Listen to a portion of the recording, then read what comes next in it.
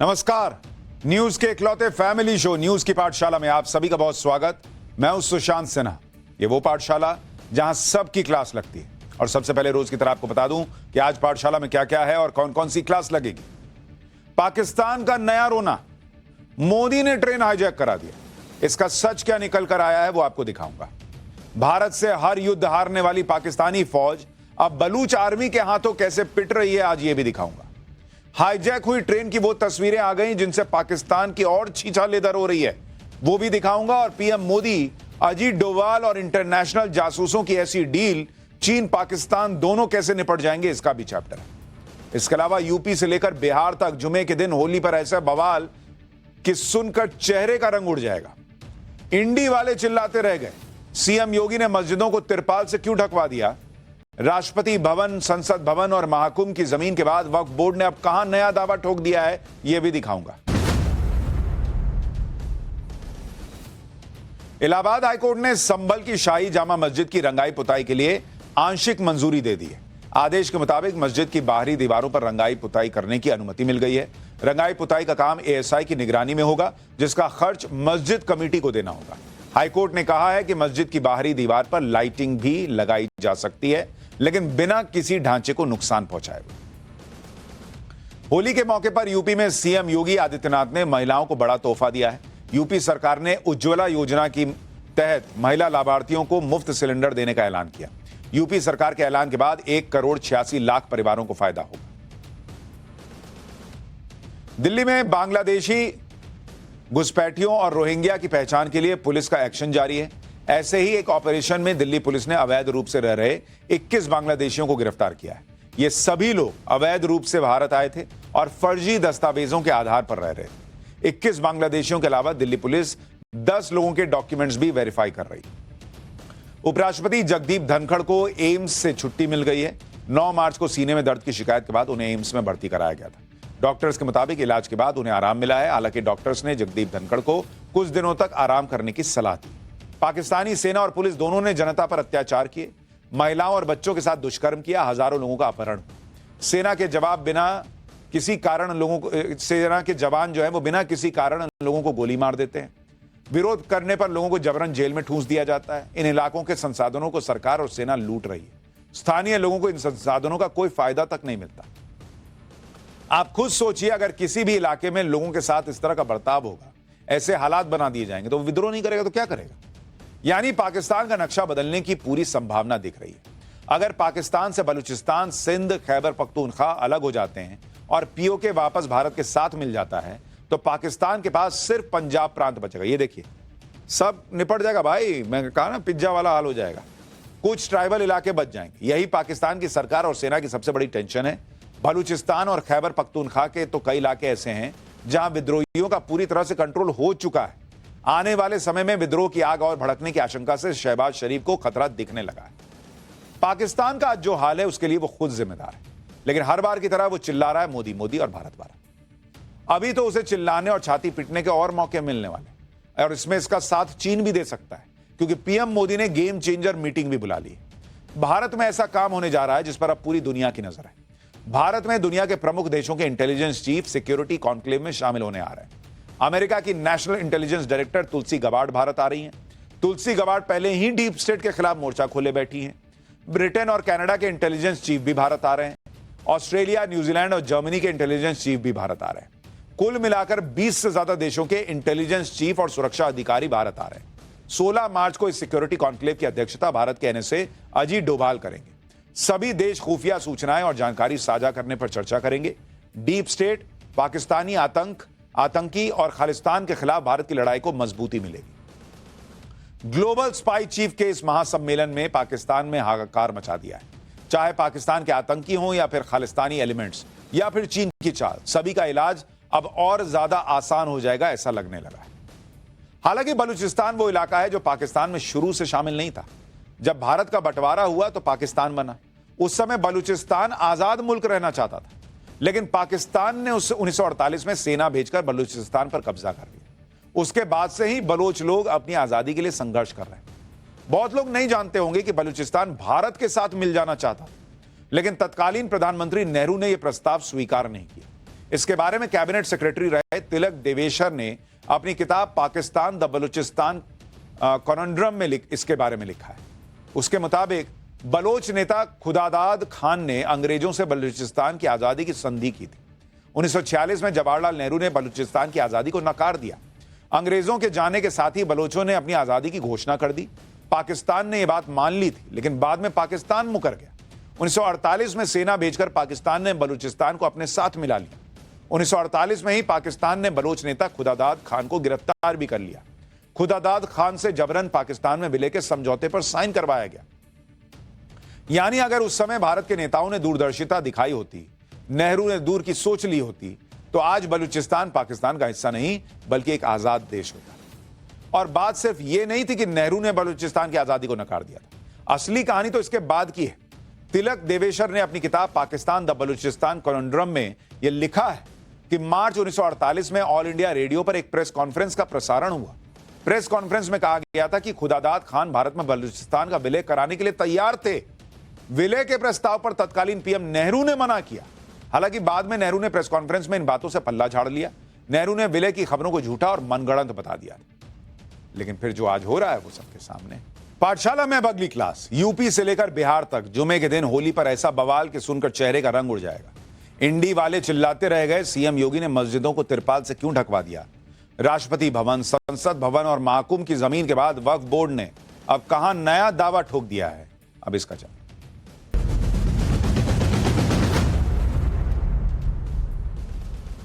होली हर साल आती है, लेकिन जुमे के दिन यानी फ्राइडे को होली बहुत सालों के बाद आई। और जिस देश में मुस्लिम वोट बैंक के लिए विपक्ष कलेजा निकाल कर रख देने को आतुर बैठा रहता हो, उस देश में यह मौका कैसे इंडी गठबंधन वाले जाने देते। 2 दिन बाद होली है। इस बार होली के ही दिन जुमे की नमाज है, इसलिए इस बार रंगों के त्योहार होली पर सियासत का रंग खूब चढ़ गया है। सनातन विरोधी इकोसिस्टम होली के रंग में भंग डालने का नैरेटिव सेट करने में जुट चुका है। यूपी से बिहार तक होली को लेकर जबरदस्त बवाल मच रहा है। यूपी में योगी आदित्यनाथ ने भी क्लियर कट कर दिया है कि जुमा साल में 52 बार आता है और होली एक बार। ऐसे में होली का त्योहार पूरे धूमधाम से मनाया जाएगा, जिसके लिए योगी सरकार के अधिकारी हिंदू और मुस्लिम पक्षों के साथ बैठकें कर रहे हैं। मस्जिदों को तिरपाल से ढका जा रहा है, लेकिन उस पर भी बवाल मच गया। वो बवाल आपको दिखाऊंगा आज। बिहार में बीजेपी के गठबंधन वाली सरकार है, तो इकोसिस्टम ने वहां भी होली को लेकर बवाल मचाना शुरू कर दिया है। बिहार में तो चुनाव भी है साल के अंत में, तो विपक्ष का पूरा जोर है कि ऐसा मचाओ शोर कि चुनाव तक दिखे उसका जोर। यूपी से बिहार तक मचे इस बवाल की एक झलक देखिए, फिर पूरी बात बताता हूं।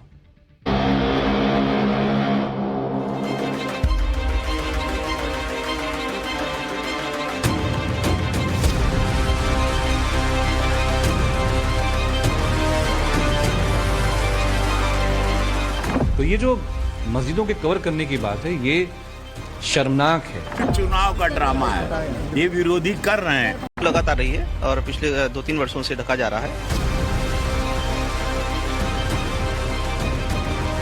जिससे हम लोगों ने तरकीब निकाला है कि 12:30 से 2 बजे के बीच में थोड़ा होली को रोका जाए, मतलब बीच में 2 घंटा का ब्रेक होना चाहिए। दरभंगा का मेयर आग लगाना चाहती है समाज में।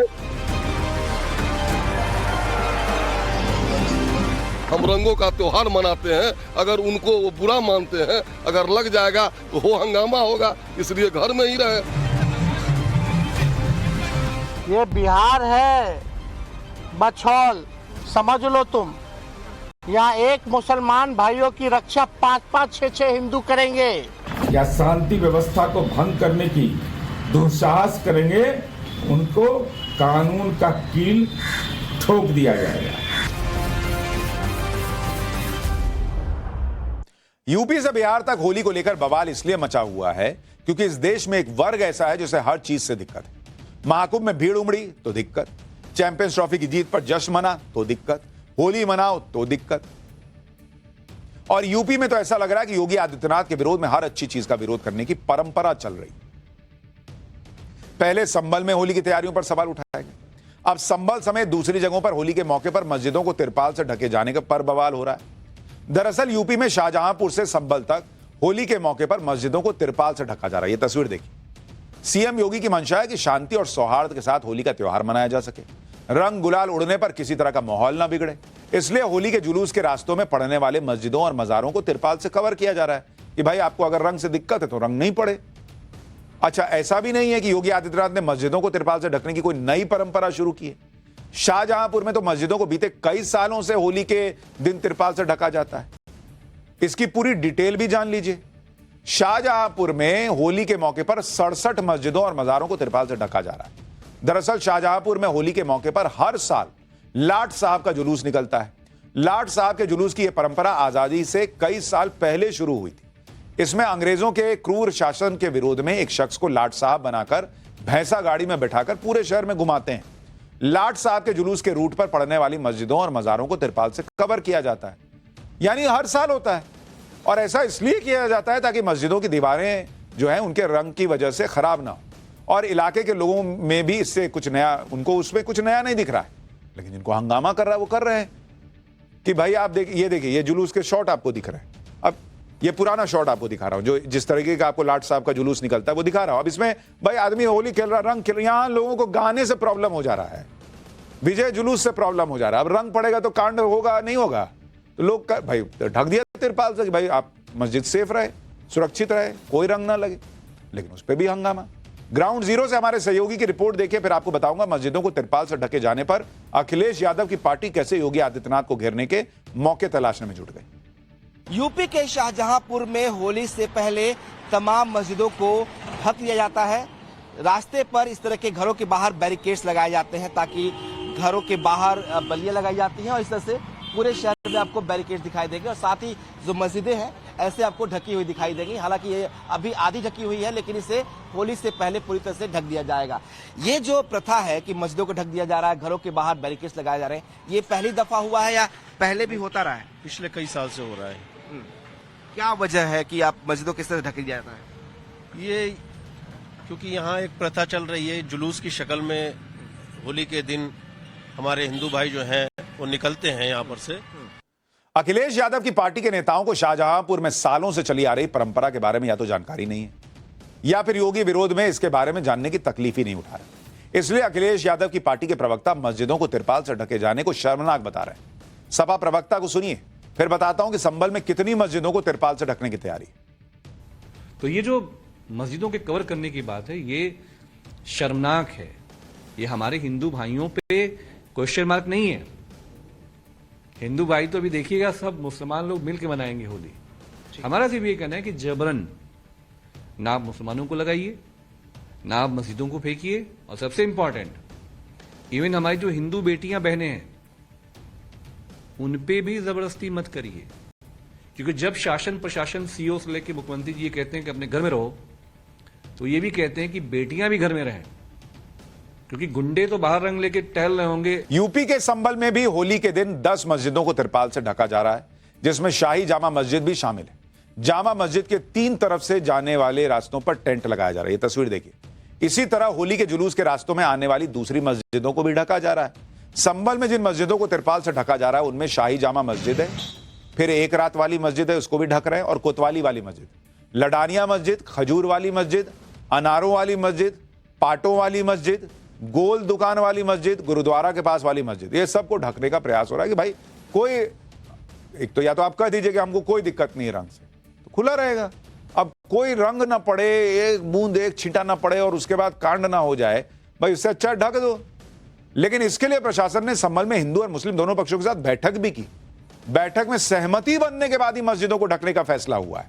संभल में मस्जिदों को तिरपाल से ढके जाने पर ग्राउंड जीरो से हमारे सहयोगी की रिपोर्ट देखिए। मस्जिद कमेटी के लोग उन सभी मस्जिदों की दीवारों पर तिरपाल लगा रहे हैं जहां से होली का जुलूस गुजरना है। और मैं आपको बता दूं कि इस रदनिया मस्जिद के बाहर हम मौजूद हैं। यहां पर देखिए तिरपाल डालने का काम पूरा कर लिया गया है, और ये जो मस्जिद है वो खग्गू सराय के इलाके में है। और 2022 के होली के जुलूस में इसी मस्जिद पर जो है वो जुलूस के दौरान रंग पड़ गया था। उसके बाद से इस मस्जिद के साथ साथ सभी जो मस्जिदें जुलूस के रास्ते पर पड़ती हैं उन पर तिरपाल डालने का काम शुरू कर दिया गया है। और 2025 तक की होली तक भी अभी ये बदस्तूर जारी है। और अगर अभी आप देखें तो बड़ी संख्या में जो संभल पुलिस के अधिकारी हैं वो जगह जगह जाकर इस तिरपाल डालने के काम की निगरानी कर रहे हैं। खुद मौके पर एएसपी, सीओ और तमाम जो सुरक्षा बल आप देखें खग्गू सराय के इस इलाके में मौजूद हैं।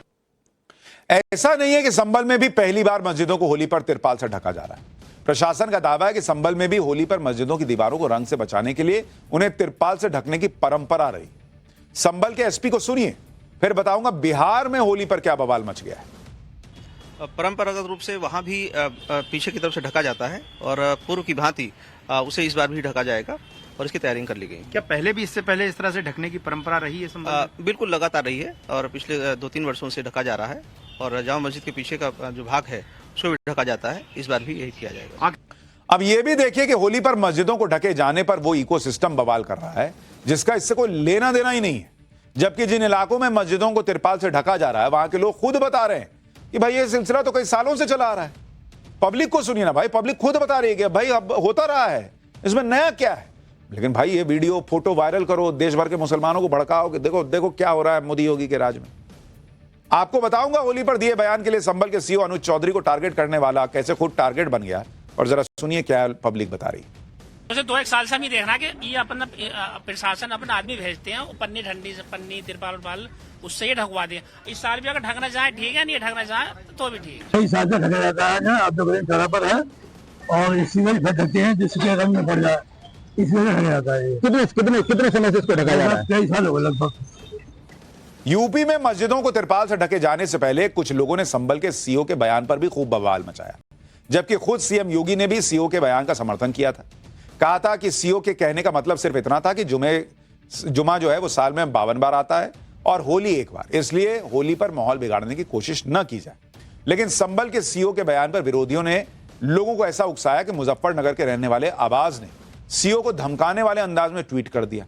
लिखा, बकरा ईद साल में एक बार ही आती है, जिसे लगता है मांस और खून देखने से धर्म भ्रष्ट होता है वो घरों से बाहर ना निकले।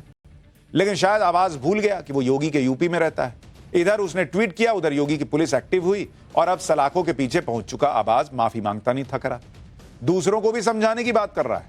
सुनिए एक बार। मेरा नाम आबाज है, मैं गांव कमालपुर का रहने वाला हूं। मेरा कस्बा शाहपुर है, जिला मुजफ्फरनगर। मैंने जो सीओ साहब पर टिप्पणी किया उसके लिए मैं क्षमा चाहता हूं। यह गलती मुझसे दोबारा ना होगी।